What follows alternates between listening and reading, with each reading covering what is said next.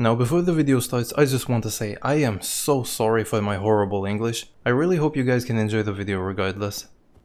So today we're leaving a footprint on Elden Ring's legacy as the showerless goblin who uses summons during invasions. Here's the top 5 most powerful Spirit Ashes in Elden Ring seamless co-op PvP. The Spirit Ashes will be ranked based on their tankiness, offensive capabilities, technical issues, and combat roles.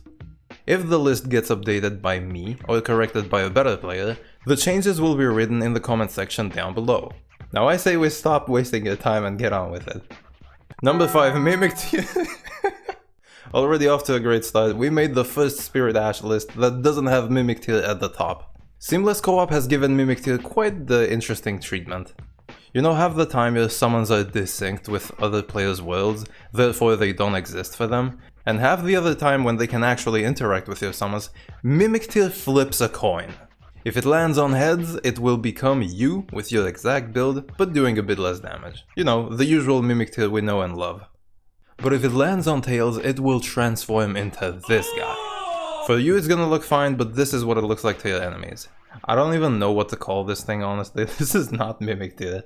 Can we get a name for this guy in the comments, please? He just does no damage whatsoever. Maybe like 100 at best. You can fix this by warping and maybe try summoning Mimic Tear again, but by that point I feel like your opponent knows that you shower once a week, and thus has decided to kick you out. Well anyways, if it wasn't for this issue, trust me when I say, Mimic Tear would have been at the top. This is also the summon with the lowest amount of HP in the list, but it can also heal itself with items, so it kinda makes up for it. Does amazing damage, but if it only works 25% of the time, I don't want it. No. Used it on your first playthrough? You didn't beat the game, buddy. Yikes, dude. Why is it always so toxic, anything related to Mimic Tear? Number 4, the Horned Warrior.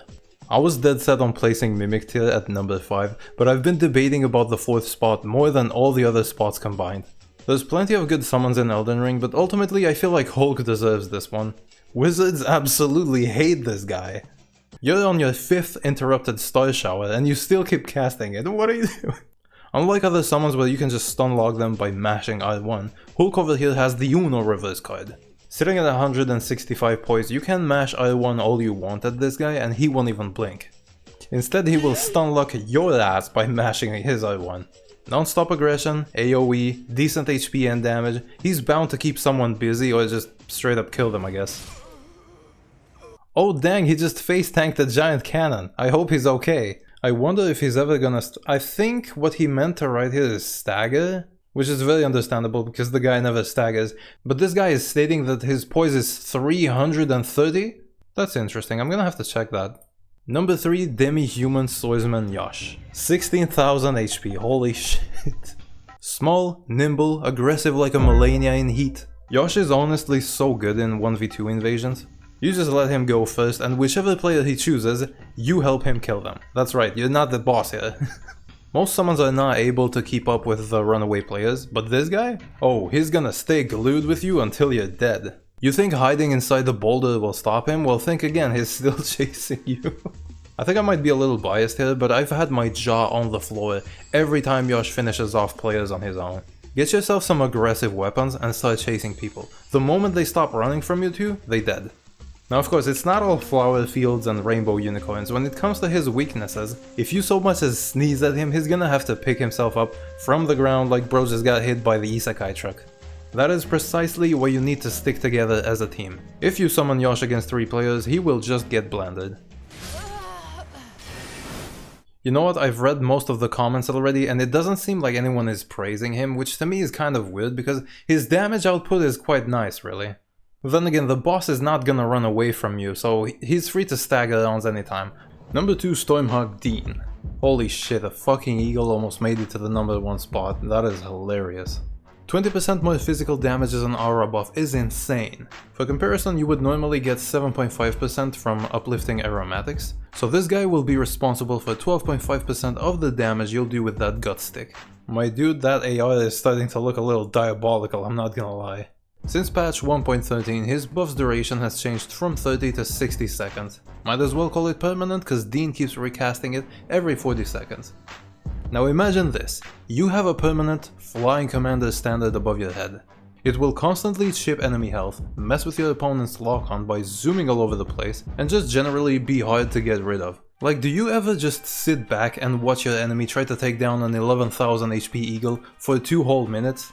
I wasn't recording my voice here, but I've been laughing my ass off this entire fight. And here comes the best part. You remember what I said about summons not existing for other players sometimes?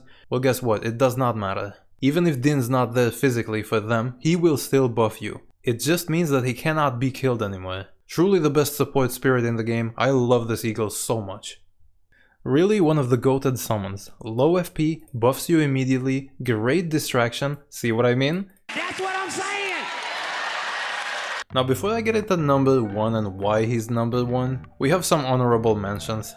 First up we got Crystallion, 7000 HP, 470 poise, and 90% defense to everything except for strike damage.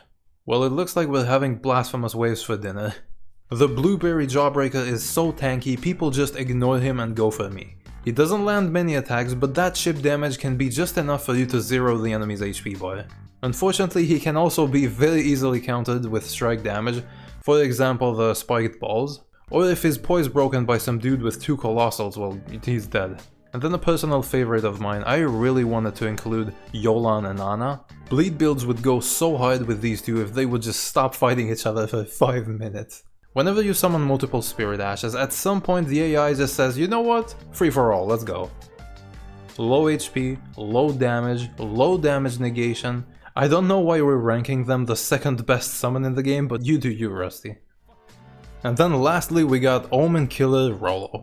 I was expecting Rollo to match Horned Warrior's power level, but he's just not up there. His AoE is inferior, his defense is weaker, doesn't stagger the enemy as much. And him being an older mob in the game just means most people already know his attack pattern and have no problem dodging him. Whereas with Hulk over here, he has a fresh new attack pattern that people are still not used to. Okay, and finally, big moment, number 1. Ancient Dragonite Kristoff. Are you shocked? Well, you should be, cause Zeus himself is calling down the lightning. But you know what's really shocking? The fact that I don't have to say anything here. It seems people love Kristoff so much they wrote down everything good about him. Kristoff is an actual boss. His toolkit is ridiculous, he can shield, melee, use a ranged lightning ash of war, has an AoE knockdown, and he uses all of them correctly. I brought Dung Eater to Celia to test out his AI and he was absolutely worthless. Okay. Number 3, the Dung Eater. I don't know why people have such high expectations with Dung Eater. Bro is doing 160 damage with a greatsword, he's got nothing going on for him. Yes, that comment is very accurate, Kristoff's AI is quite something. Ignore the 10,000 HP, his damage negation is very high. The shield also increases his survivability, but unfortunately he still gets heavily countered by colossals. He is what I would call the perfect balance between aggression and tankiness. Ignoring him is a mistake, fighting him is also a mistake. It's a problem your enemy has to deal with quickly, but they can't because Kristoff takes some time to beat down. And if the enemy fails to get rid of him fast, he will start getting very irritating with his Ash of War. Since patch 1.13 he has gotten quite spammy with that thing. The enemy has to focus on you while getting hit non-stop by lightning. 200 becomes 400, 400 becomes 600, and at that point you either retreat or you die by my hand. Truly the number 1 Spirit Ash in Invasions, it's like fighting alongside another player that just doesn't know when to stop using Thunderbolt. But anyways, that's the video for today guys, thank you so much for watching, and if you learned something useful, make sure to not drop a like and subscribe. I'll catch you all on the next video, peace out. I've always been a fan of this guy in the base game, but he is absolutely crushing the DLC. 10 out of 10 I plan to marry him, honestly? Very reasonable response. Who doesn't love a man that can get shit done, am I right?